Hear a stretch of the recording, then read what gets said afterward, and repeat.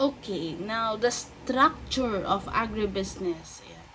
The structure of agribusiness is best described as a vertical structure. So, vertical daw siya.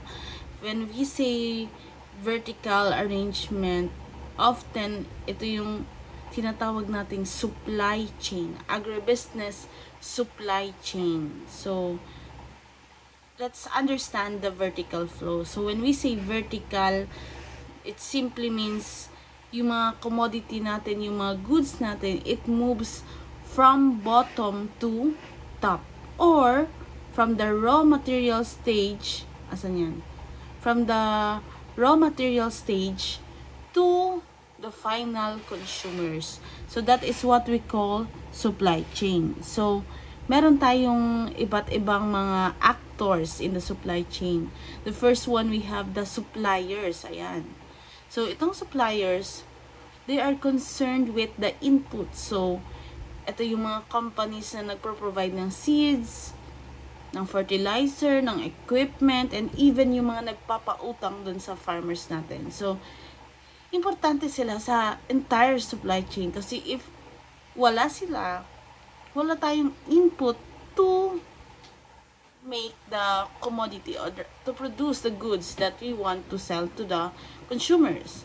And syempre nandyan yung mga farmers. So itong mga farmers naman, sila yung mga direct producers natin. So ginagamit nila yung mga inputs and kinocombine nila to with the land, with the labor, the management, para makakreate sila ng raw agricultural commodity. Raw pa lang, hilaw pa lang. So kunwari yung wheat, yung cattle, yung mga yung mga baboy, ayun. Now, from the farmers, yung mga raw agricultural commodity natin is mapupunta naman sa mga processors. Ito. So, itong mga processors, ito yung nasa first step of value addition.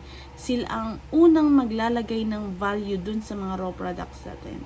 So, they take the raw commodity and transform it. Kunwari, yung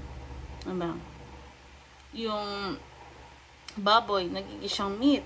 Yung vegetables,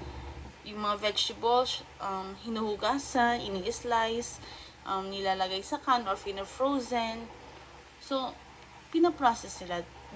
Itong mga processors, they process the raw agricultural products into a final product.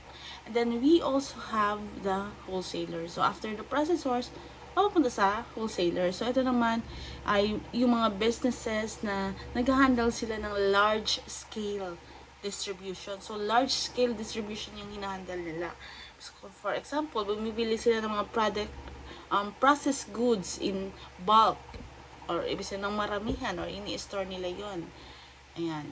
And then, from the wholesaler,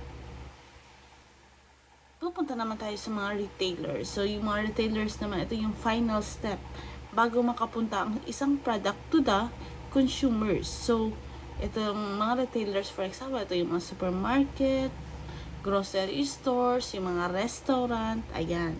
They belong to the retailers group. So, syempre, they are providing a convenient location para sa mga consumers natin, para ma-access ng mga consumers natin yung mga products. And the consumer, syempre tayo to. We are the end user of the product. So, the whole chain, it exists para masatisfy niya yung mga pangangailangan ni consumer. Ayan. Now, we also have another component here, or the arrow here, which is the managers, government offices, educators, and the researchers. So, itong groups na to, they are what we call the coordinators of the agribusiness system. So, syempre, kunwari yung mga managers, pwedeng kayo yan in the future. So, in the future, you may plan, you may organize, you may control operations across the chain. So, pwede kayo ditong maging manager in any of the points here in the supply chain. And then, we also have the researchers. So, may yung mga researchers, sila yung mga nagde-develop ng mga efficient, let's say, efficient machines, efficient way of farming, ganun. So, yun naman yung roles ng mga researchers. Of course, meron tayong mga government offices. So, sila naman yung regarding sa rules, sa pag-inspect ng mga food safety, pag-manage ng trade policy, ayan. Sa kanila naman yun na role. And, syempre, merong mga educators. So, kami naman yun. So, kami naman is to train yung mga future agribusiness professionals natin kung paano magpatakbo ng isang complex agricultural system. Okay, so, yun yung itsura or yung structure ng agribusiness.